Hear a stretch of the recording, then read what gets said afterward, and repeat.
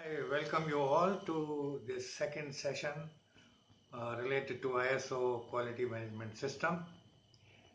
Today we are going to talk about the generic nature of ISO systems. Well, ISO 9001 2015 is the latest version of ISO 9001 standard, which is related to quality. Now, it's a generic kind of a system where the requirements are generic in nature, which can be applied to any kind of organization. There is no limitation in ISO as to who can take it and who cannot. There is no qualification as such. An individual can go for it. You can take ISO for your kitchen. A sweet shop can go for it, a university can go for it, a school can go for it, a research organization can go for it. In fact, any kind of banks can go for it, any kind of organization, and there's no limitation about the number of employees and other things for going for ISO systems. Now, it is up to you whether you wish to go for ISO system or not. In fact, going for ISO certification is mostly customer driven.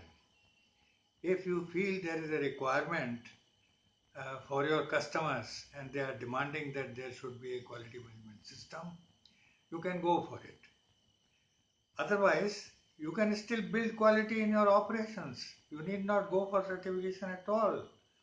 You can adopt all the uh, requirements of ISO and fulfill those requirements and self-certify yourself that you work according to the requirements detailed out in ISO, and you need not go for certification. Certification is essential only when your customers insist that you need to be ISO certified. Now, naturally, it involves a certain amount of financial burden. Well, financial burden in the form of charges of the consultant who will assist you for training, for building your system, for implementation of the system, to help you out in the internal audits, training, and finally to face the certification bodies. And the certification bodies have their own charge. Well, there are a lot of fake certification bodies who will offer you certification without any system. Now that's dangerous. You must never opt for such a thing. In fact, the whole idea is to build quality in your operations so that your product or the outcome of your whatever services you are doing, that is quality, that is the quality product or the quality service, and your customers are satisfied. So that is the idea of having a quality system in place. So now the certification bodies who offer you sort of certificate without insisting for a system in place and proper implementation of the system, well, it is not worth it. You must understand what are the requirements of ISO, generate or create a system for yourself, implement the system in your organization. That means work according to what you have thought of, the way you want to do your processes. So write down your processes and then implement those processes and maintain records that you have done it according to what you thought was the proper way of doing a particular process. Well, once you have gone through this drill of implementing, then there is a requirement that you must carry out before certification. There is a requirement that you must carry out internal audit. Now, internal audit can be done by your trained internal auditors, or you can even take help from outside consultants.